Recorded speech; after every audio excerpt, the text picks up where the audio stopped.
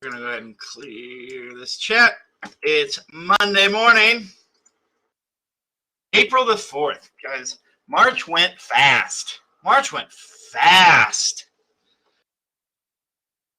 But we're going to get back to it today. We're going to get back on. As we mentioned a couple weeks ago, there's not going to be a unit test for this unit. Okay, so there's not going to. We're not going to have a test before spring break. I haven't fully decided because, testing. March was madness. But testing takes so much out of kids. Like I don't know if we'll have another unit test. But we'll probably have one more before the end of the year. Okay, but it just won't be over this unit. And we're combining this unit and next unit just because of time and stuff. So we're going to finish up Unit 3 today, the Cold War, and then we're going to push in Unit 4, which is Civil Rights. And then hopefully we should be able to get all that done by spring break. And then in once we get back from spring break, we'll start our last unit, which will be really post-Cold War to the present. So we'll be talking about the 1970s, 80s, 90s, and 2000s, and that's how we'll finish out the year. All right, so let's go ahead and log into this Pear Deck. It's a shorter one. This should be a quicker lesson. So let's get to it. Let me share my screen before I forget that I'm not doing that.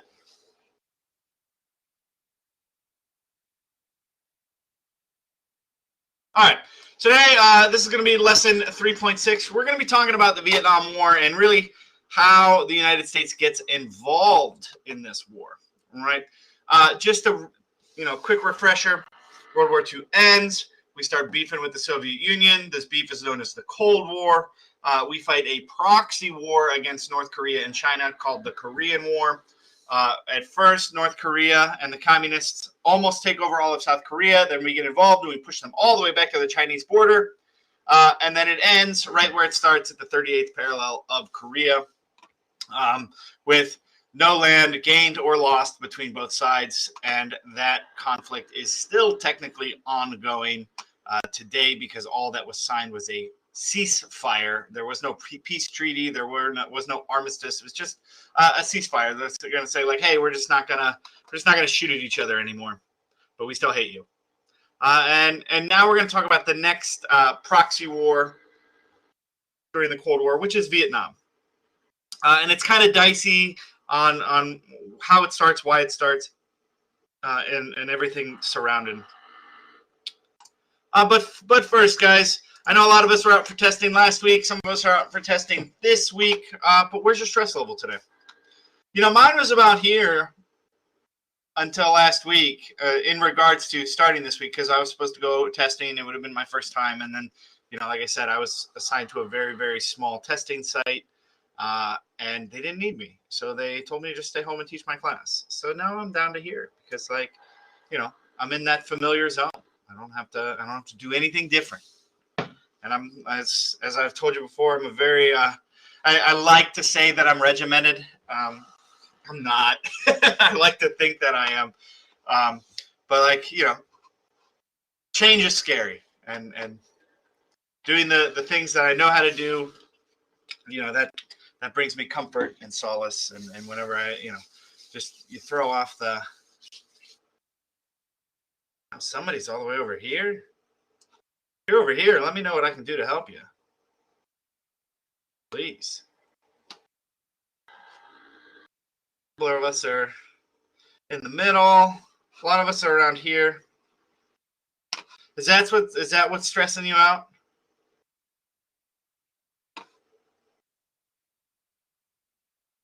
It's not me, man. It's not me. All right, so a bit of housekeeping. Those review sheets from the past week or so, units 1 through 6, these are all due on April 25th. Okay, that's the day we start back after spring break. Okay, I did this so you would have plenty of time to get this stuff done and turned in. Most of these, actually all of those review sheets are just completion grades. So as long as you get them done and turn them in, you get full credit. Okay. They're just there to prepare you for this EOC test, which some of you have already taken. Some of you are still waiting to take. So please take advantage of that material. The workbooks we're doing this week, workbooks 3.6 through 3.9, those are also due the week we come back from spring break, that Monday. Okay, so again, you have time. I know a lot of you are going to be out for testing this week, certain days. You're going to be in and out. I don't want to do our regular due date schedule where Monday, Tuesdays due Friday, Thursday, Fridays due the following Wednesday, everything on Wednesdays due the next Wednesday, just because of testing. So it's going to be this way until we finish with testing at the end of next week. Okay, and then again, it gives everybody plenty of time to get stuff done and turned in.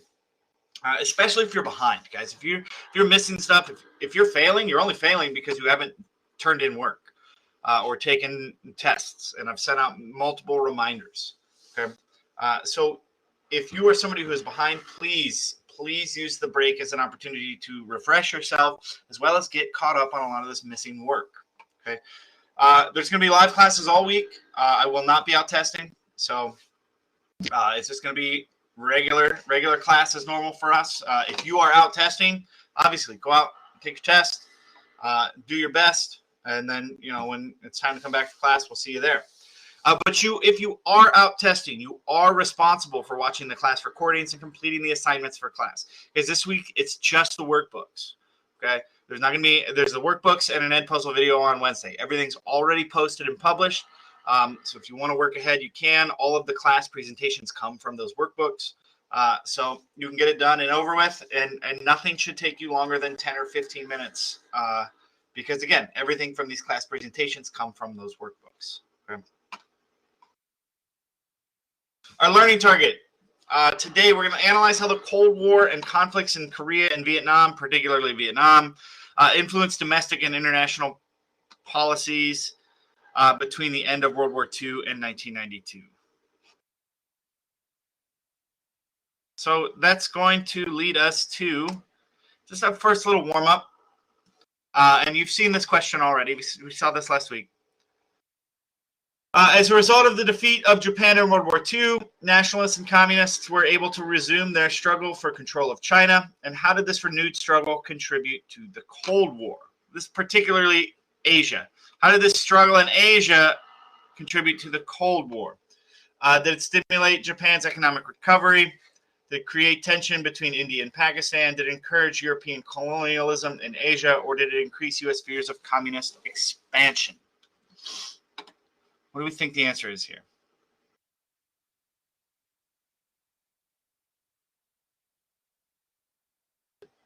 Josiah, answer the question instead of trying to determine my secret identity.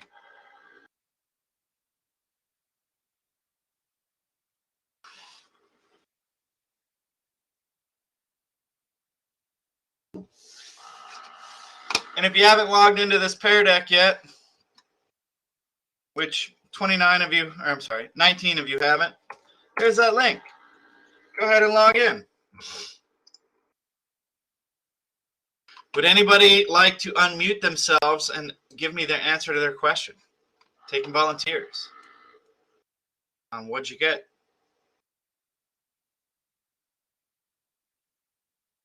Going once.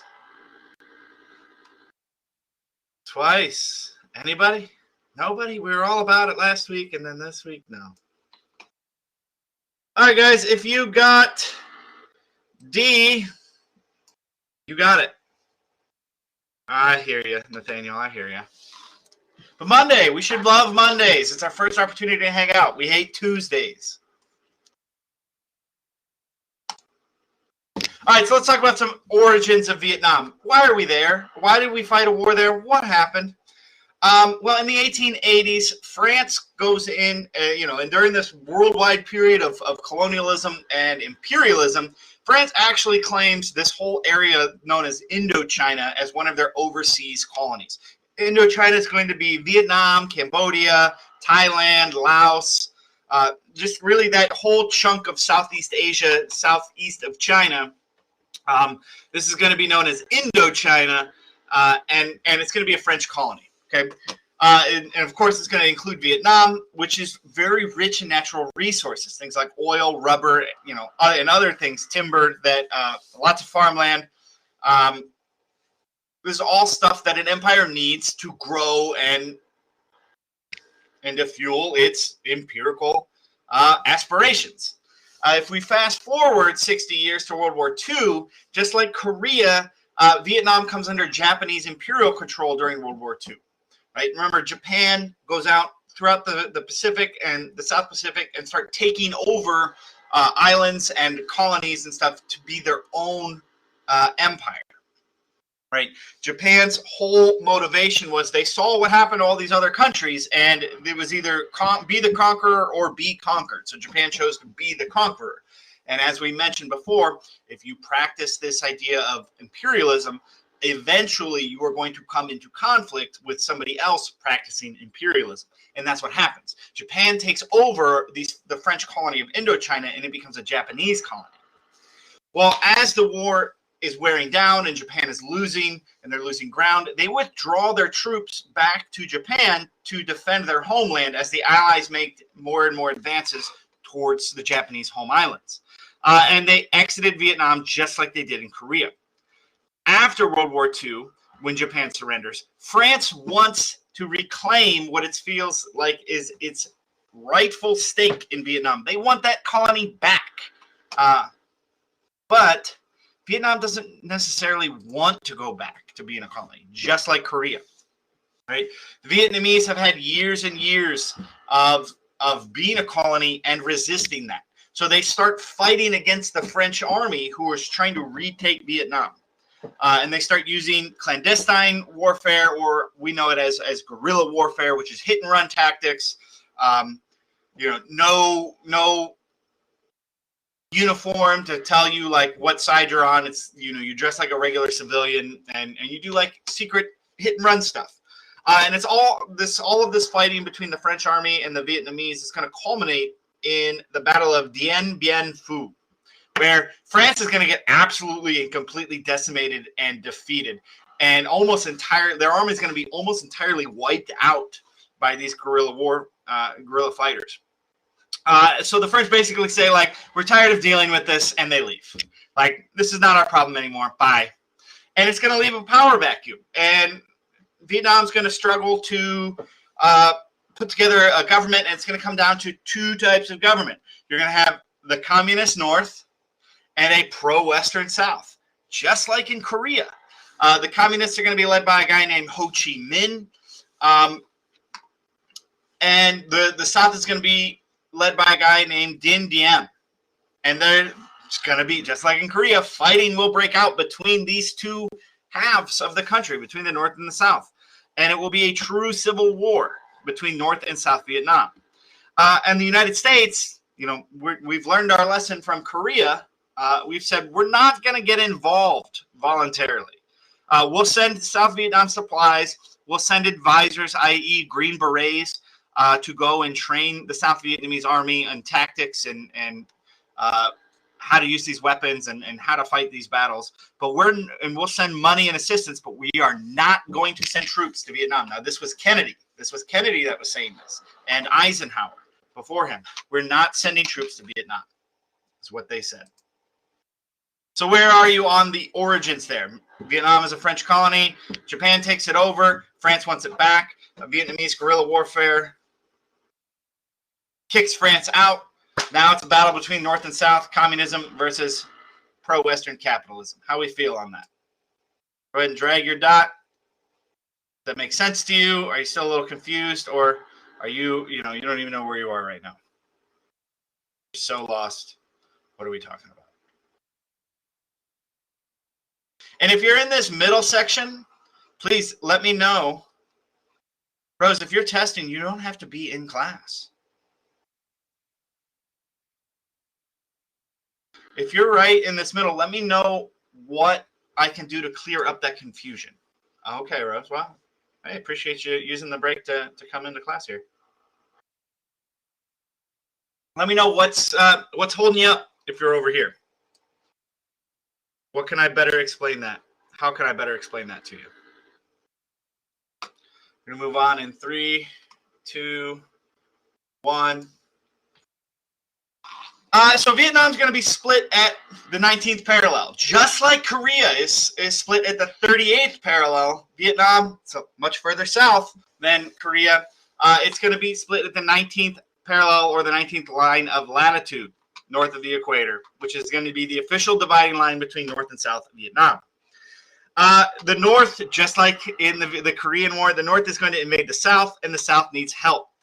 And the U.S. will finally agree that, yes, they are going to go in.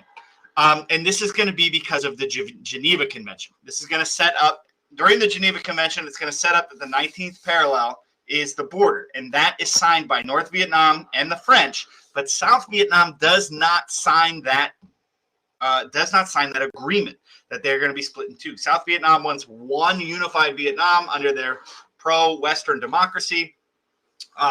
North Vietnam says, hey, we'll fight you for it. South Vietnam does not sign this treaty. France does, and remember, France thinks that they have a say in what's going on in this former colony that they gave up.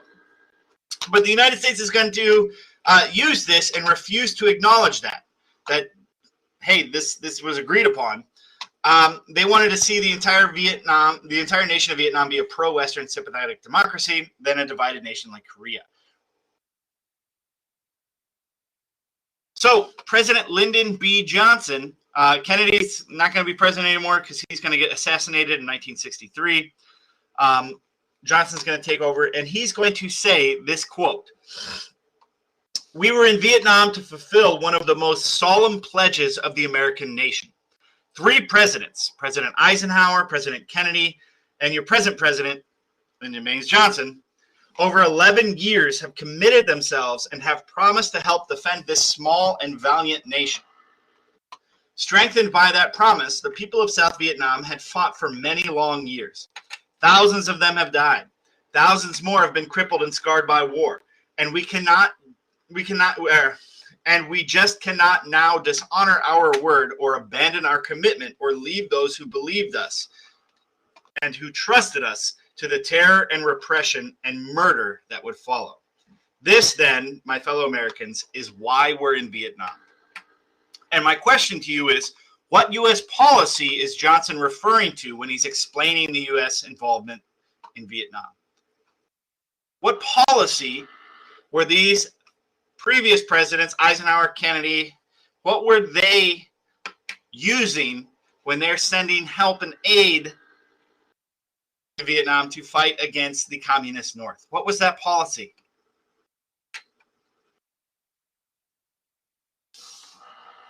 Give you guys a minute. Think back. It's named after a former president. What was that policy of combating communism anywhere it raised its ugly head? What was that called?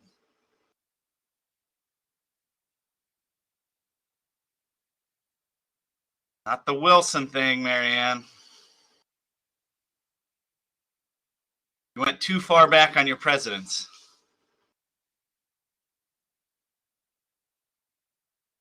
The president before, it's named after the president before Eisenhower, after FDR. He was the guy that dropped the bomb or made the decision to drop the bomb.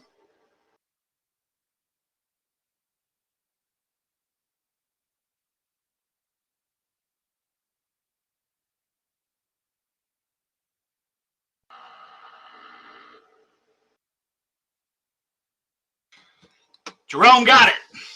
Great job, Jerome. The Truman Doctrine. Right? This is the excuse that was used for Vietnam, Korea, and really any time troops are involved in Vietnam or in the Cold War. Right? The Truman Doctrine. Anytime communism rears its ugly head, the United States will be there to try to stop it. And then we're going to end with the Gulf of Tonkin. Okay, this is going to be the official reason why the United States gets involved in Vietnam. Shortly after becoming president, Lyndon Johnson begins to add more and more troops, or at least troop presence, to support the South Vietnamese. On August 2nd, 1964, the U.S. Navy ship USS Maddox was on a mission to collect intelligence in the Gulf of Tonkin, which is off the coast of Vietnam, when it radioed in that it was under attack by North Vietnamese forces. The USS Maddox returned fire, and the skirmish results in no American casualties.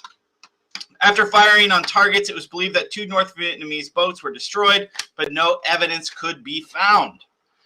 President Johnson appeared before Congress and requested to send more troops to Vietnam, and in response, Congress passed the Gulf of Tonkin resolution. It comes out much later, though, and I mean like decades later, following the passage of this resolution, the United States becomes fully engaged in Vietnam. But once classified documents and tapes become declassified several years later, combined with previously uncovered facts, the government officials distort the facts and deceive the American public about the events of the USS Tonkin, the Gulf of Tonkin incident, in order to escalate full U.S. involvement. So what comes out is they lie. They lie that it happens, or what happens, and yeah. So just in order to get involved in this war. So let's watch a short little video on the Gulf of Tonkin incident. Give me a second. I'll load that up. And you're going to see a little disclaimer at the bottom of this video, because, again, this is a very hotly contested thing that about the Gulf of Tonkin.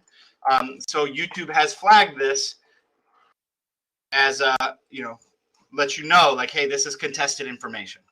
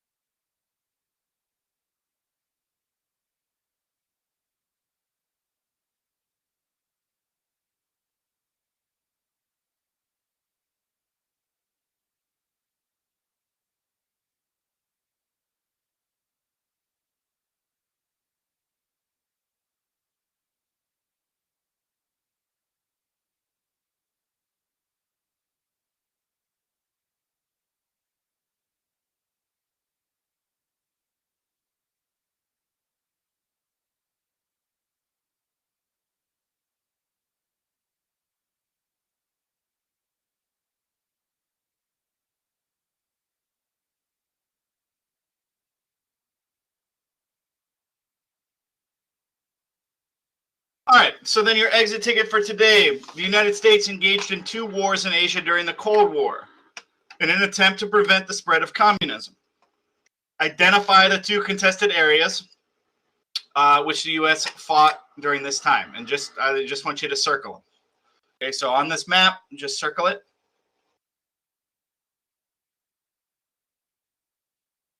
And then make sure that you don't forget today, you've got the Pear Deck here, workbook 3.6, Vietnam Origins. Okay. So let's circle back. Did we analyze how Cold War conflicts in Vietnam influenced domestic and international politics between the end of World War II and 1992? So basically, did we look at how the politics domestically and internationally after World War II influenced the United States' role in Vietnam during the Cold War?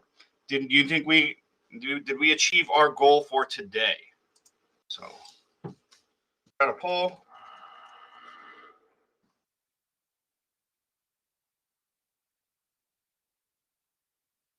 And go ahead, do me a favor, answer that for me, and then you guys are good to go. Okay, answer the exit ticket, do the quick poll, and you guys are good to go. Target sessions at 12:30 and 2:30 today. If you need help, something doesn't make sense, pop in to ask questions. Okay, please utilize the time you have today to get caught up if you are behind. If you are behind, please come to the target sessions, and we can come up with a plan to get you caught up. Right? And if you said no, you don't think we did achieve today's target, tell me why. Send me a message. Let me know why you think that.